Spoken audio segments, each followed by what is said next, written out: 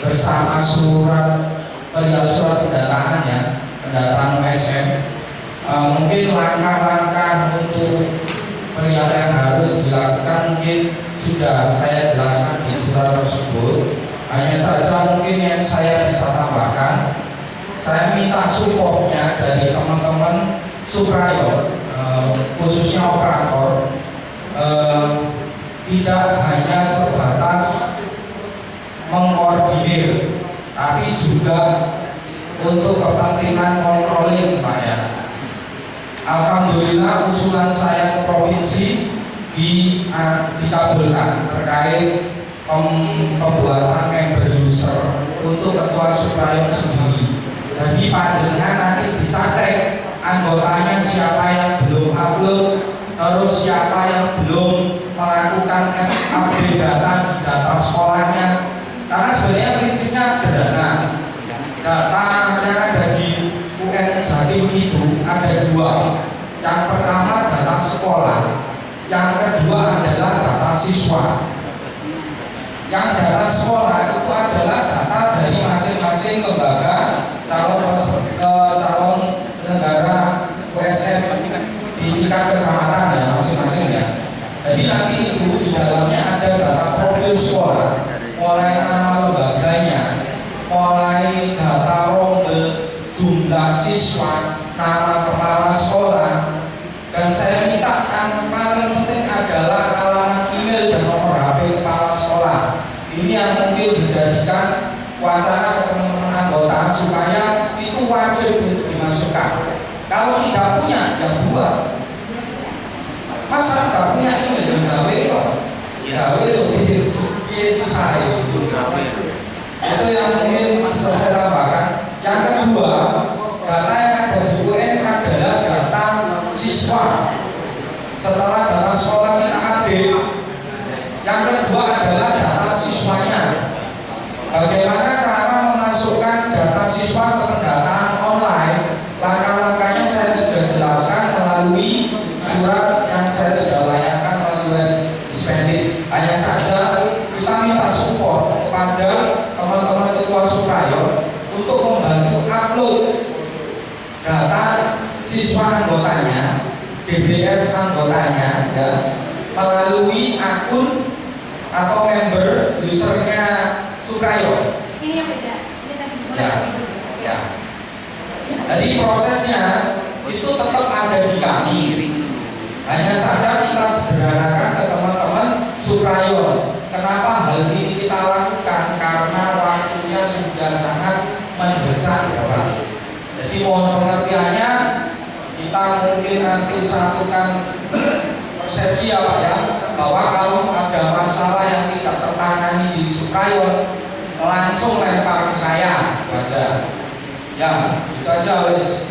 Jadi kalau misalkan nanti ada permasalahan yang tidak tertangani, yang tidak bisa dijawab oleh ketua supplier, yang bisa langsung ke saya. Nanti saya bantu upload langsung dari sini. Mungkin masalah yang akan muncul, pertanyaan yang akan muncul dari teman-teman anggota itu semisal misalkan ya, data impor dari DZ ke DBF setelah kita munculkan di bio itu datanya tidak sesuai Pak, tidak sesuai dengan data real gitu loh. Ini kenapa terjadi? Karena dia sendiri, karena apa? Kodenya tidak diopeni gitu loh. Tapi apakah bisa dirubah? Bisa. Bagaimana caranya? Tinggal sudah dari bionya. Tuh, mau apa Pak? Ya ubah prosesnya, selesai masalah. Itu loh. Ya, jadi sangat sederhana. Permasalahan yang demikian nanti patut diperhatikan, bukan hanya untuk urutannya, tetapi sebenarnya langkah paling mudah untuk melakukan deteksi awal pemeriksaan data siswa atau validasi data siswa itu melalui aplikasi BioUN. Kalau di aplikasi BioUN itu kan ada menu isi data, sebelahnya ada menu validasi. Setelah bio satu kecamatan dimasukkan ke dalam folder 0501 subfolder biodata, maka lakukan validasi. Dari situ ketika diproses akan muncul notifikasi daftar kesalahan ada di daftar cek kesalahan Jatim, kan begitu. Nah, maka file untuk daftar kesalahan itu bisa dilihat di file Excel bawahnya aplikasi bio, ada daftar cek SD Jatim. Gitu. Klik aja, nanti muncul daftar kesalahannya. Misalkan kesalahan yang sering terjadi biasanya adalah penulisan tanggal lahir. Karena di bio itu kan ada tanggal pendek, ada tanggal panjang, ada tanggal pendek, ada tanggal lengkap, kan gitu. Kalau tanggal pendek penulisan di tanggal pendek itu salah, maka dia akan terbaca di menu validasi di daftar ceknya itu.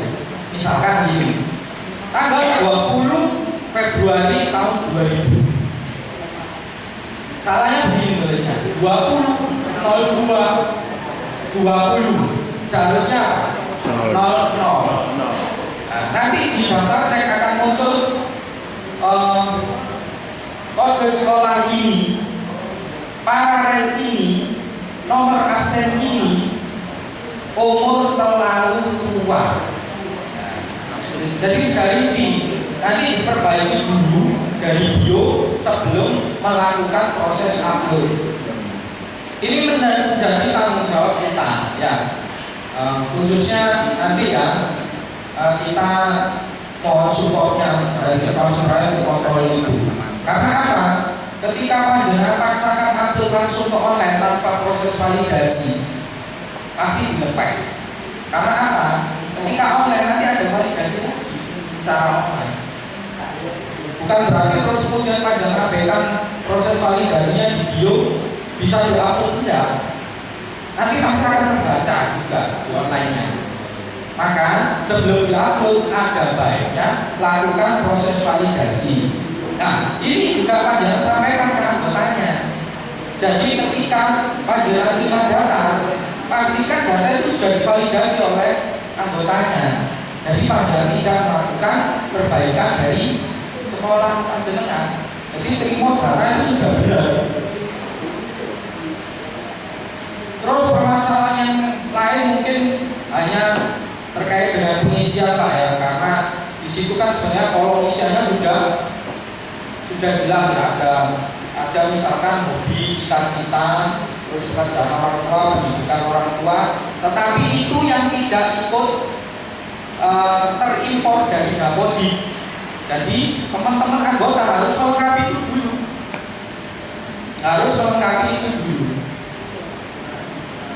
Jadi setelah proses impor dari DZ ke DPF, di daftar isian siswa itu akan muncul data siswanya importan dari Dapodik asli. Nah, kalau masih ada perbaikan, monggo segera diperbaiki. Kalau kurang lengkap, monggo segera dilengkapi. Itu kan bahasa yang tertuang di redaksi surat kami ya, begitu Pak. Jadi mungkin permasalahannya yang seputar itu saja. Nanti kalau memang terus gini, ada lagi ya permasalahan ketika ada penambahan siswa di luar Dapodik. Ini pasti tidak bisa diatur karena pasti nanti akan muncul pertanyaan itu. Makanya saya dahulukan. Jadi kalau ada penambahan siswa di luar Dapodik, ya nanti DBF-nya kirim ke saya saja, tak ambil dari saya. Karena prosesnya itu lebih panjang lagi. Kalau saya jelaskan mungkin perlu beberapa piranti ya untuk melakukan prosesnya. Karena data bawaan dari Dapodik itu membawa kode dari Dapodiknya. Kalau tidak ada itu, siswanya tidak dikenali untuk upload. Jadi sekali lagi saya mohon bantuannya Bapak Ibu. Bukan sedikit merepotkan, tapi banyak merepotkan sayanya. Tapi saya bersedia nanti 24 jam juga support panjenengan. Kalau memang ada masalah, malam pun saya layani. Atau operatornya begitu tidak apa-apa. Itu ya, 24 jam ya tidak apa-apa. Ya, nanti kalau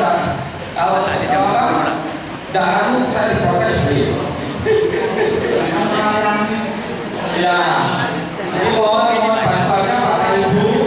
Ini juga untuk kevalidan data, karena jelas ya Pak ya. Nanti bukan menjadi salahnya dinas ya Pak ya.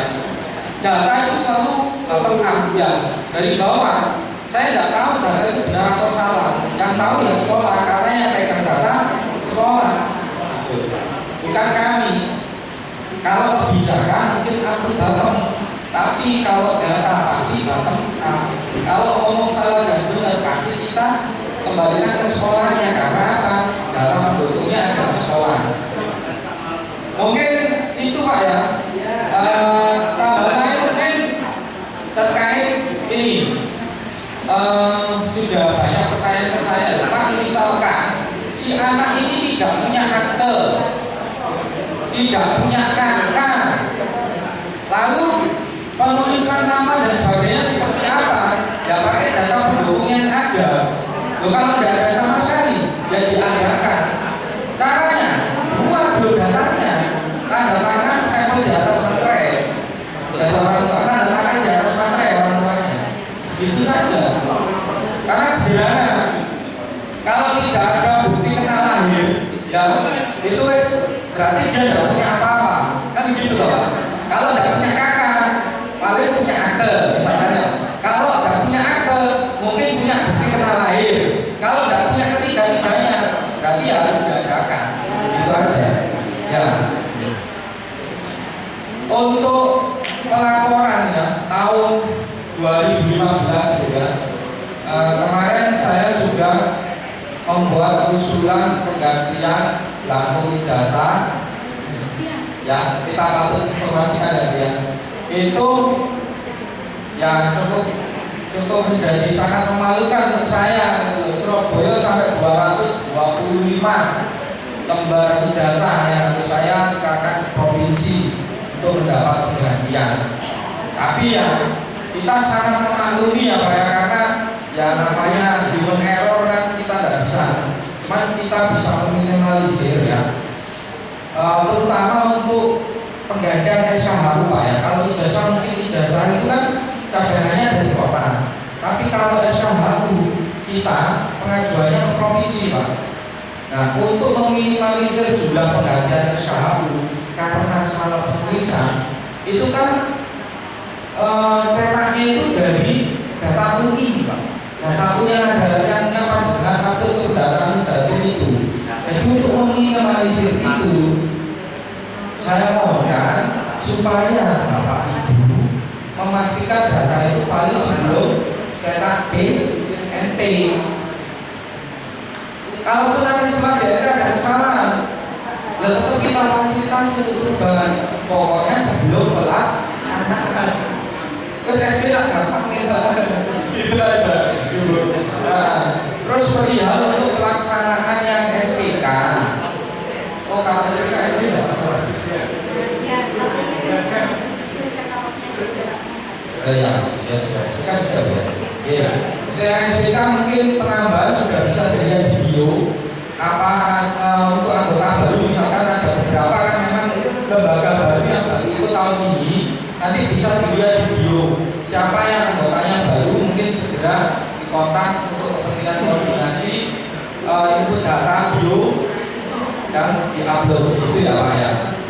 Karena yang terpenting untuk yang terutama ini ya, itu update data sekolah ada di data Jatim. Itu yang pada dahulukan dulu. Supaya apa? Nanti tidak muncul pertanyaan, loh bioku loh saya jeneng kepala sekolah lama. Mesti demikian. Mesti demikian. Padahal prosesnya sangat mudah. Hanya mengubah di data online itu, lalu kemudian backup ke bionya, maka akan berubah semuanya. Jadi setelah proses online Pak ya, ini Pak Jangan jelaskan ke anggotanya, bio tidak untuk proses editing. Proses editing semuanya melalui proses online. Setelah upload data, bio hanya untuk kepentingan backup data yang ada di online. Jadi masuk pensewu sama nubah online macet, SKU ini tetap salah. Itu yang mungkin dijadikan perhatian. Itu saja mungkin Bu Muna bisa tambahan saya. Mungkin kalau ada pertanyaan bisa saya jawab. Terima kasih Mas Dana. Tadi saya